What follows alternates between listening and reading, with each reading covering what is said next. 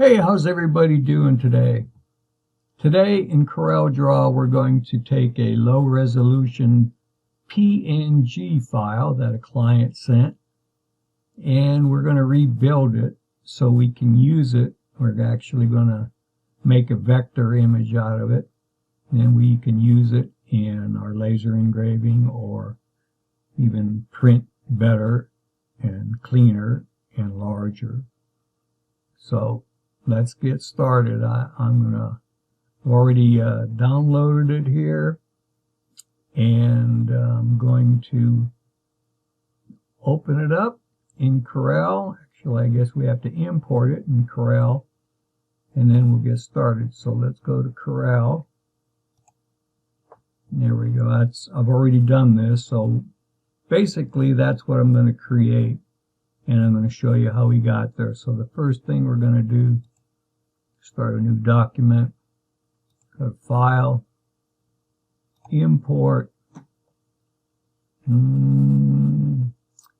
Well, let's see, I should have figured out where I was going to put that. I'll just go to Users and Tim and Downloads and Men's Logo. There it is. And we will import that, bring it in. Now you can see with these bounding boxes, there's a whole lot of white space here, and that's obviously an issue for printing and a lot of different things. So the first thing we're going to do with that is go to Bitmap and Quick Trace. And you'll notice that it traced it, and it's right up on top. I've got a scrolling mouse, sorry. Okay, so I'm going to take that and move it over. And so that's the original, and that's my quick trace. Now, because this is just a jagged edge, there's actually no rhyme or reason. It doesn't have to be straight or anything. But these guys here, these need to be straight. So obviously, there's a couple ways to do it.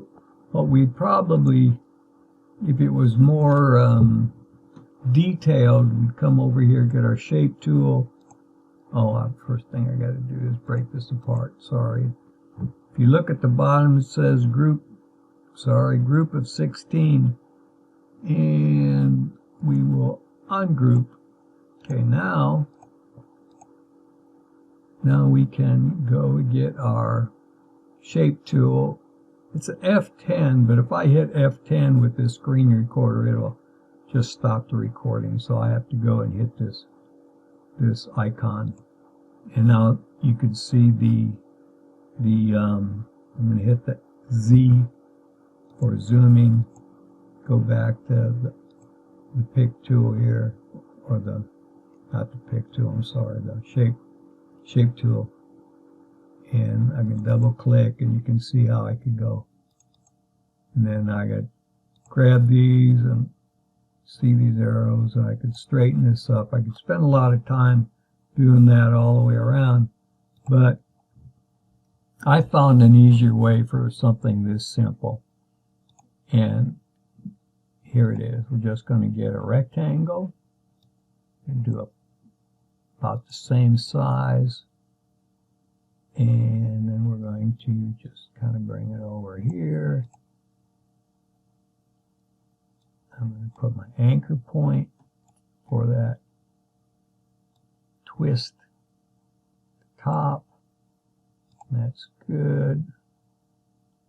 All right, so now what we should do here is convert this to a curve. So come over to Object, convert to curve.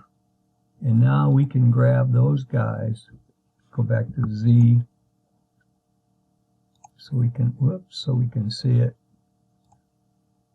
And now I can grab these, as you see here, and just get a real good outline from there.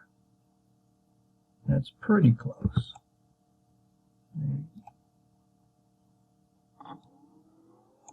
All right, good.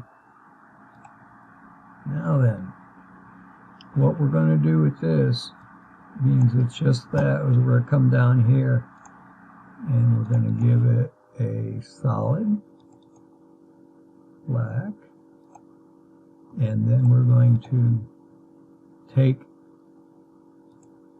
the stroke out and put none. Alright, now we're going to Control C for copying it onto our clipboard, Control D, and now we're going to come up here and we're going to mirror horizontally.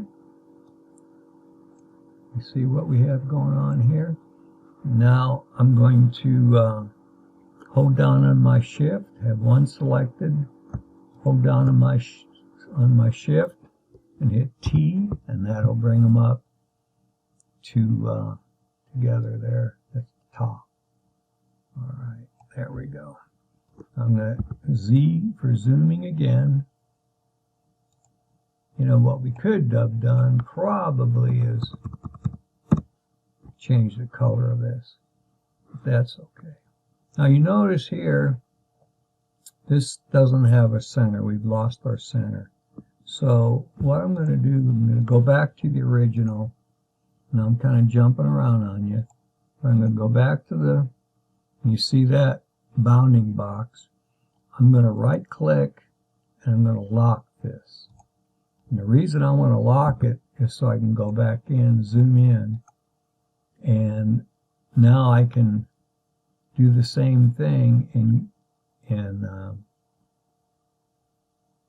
make our rectangles, only this time I don't have to worry about the background moving on me. So again, I'm going to take that, convert the curves, rotate it. Again, I'm going to take that little rotating axis, move it over. Now this is so tiny. I'm going to zoom in as much as I can. Maybe not as much as I can, but quite a bit. Alright. Now, being this is just sort of an, I'm going to call it an arbitrary design. Just gonna something like that. Now you see how fuzzy that is. Obviously there's no way I can be exact. I don't know where that is and isn't, because it's just a real low res PNG file. So again, we're going to take that and we're going to instead of none, we're going to give it black, and we're going to there we go, sorry. Okay, and then we're going to remove the stroke. Good. Now, same thing. I can look at that, see if I like it. Yeah. And now I'm going to Control C, Control D, bring that over here. I'm going to mirror that. Oops, I guess that's not the right way. We're going to have to, oh, that's, okay. Mirror it vertically, now horizontally. There we go. Now we'll put it down here in place.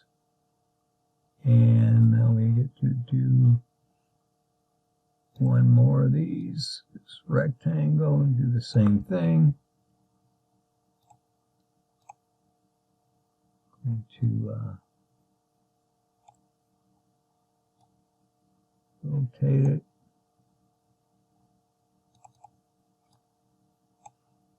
It's pretty close, isn't it? Yeah, it looks good. All right, same thing. Get our fill. Say yep. Take our stroke out. Two ways. You could do it at the top here where it says there, none. We can come down here at the bottom and change your stroke there. Hope that wasn't too fast for you. Okay, now I've got 3 items.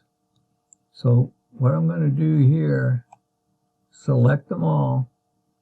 Remember, it was easy because the background was locked, so we didn't have to worry about grabbing anything else that we didn't want.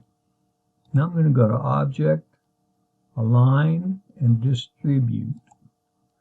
Come over here, and we are going to distribute them equally, and that looks good. And now we're going to Control G and group that. Alright, now we're going to take that, bring it over here,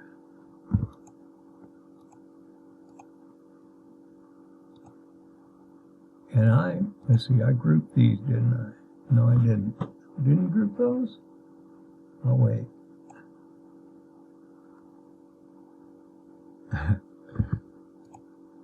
I should have grouped it. Guess I didn't. Okay. So, let's go back here and group that. I know what I need to do. Grab those, and then grab this. Good. So the first thing I'll do here, I thought I grouped those, but apparently not.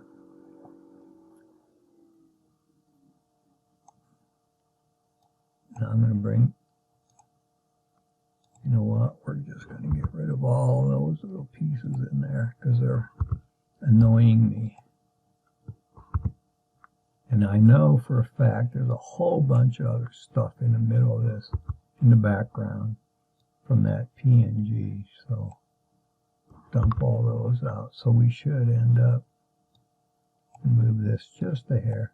So we should end up with 2, right? Because this guy here is not connected. So I'm going to group those. And then I come over here. Put this over my image that's locked. See about where I need to be. And those are my group of 3. I'm going to bring that up. There we go. Bring it up. And now we're going to center that with just hitting the C. I'm going to group all this, Control G, bring it over here, come back and get a good, alright, now then, all we need to do here is get about where the other one is.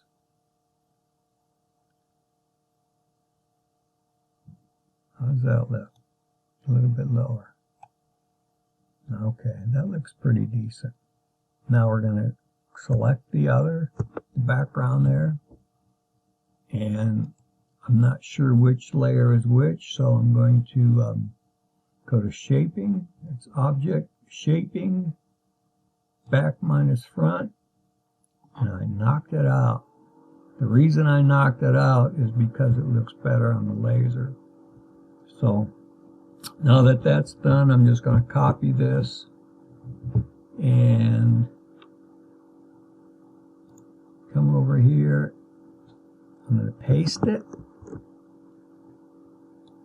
And this is what we did. Now, for my laser, I was playing with it, and I just took some of the color out, and that gave me a finer laser if I was lasering on leather.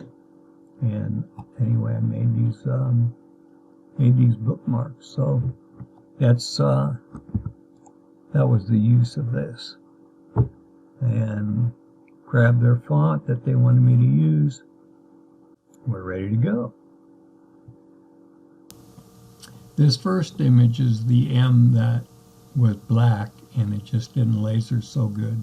That's why we had to knock it out. And after we knocked it out, this is what we got, and it looks really, really nice. And here's the full size bookmark, and I'm sure the client's going to be happy. All right, hope you learned something, and hope that helped you somehow. Have a great day. Till next time.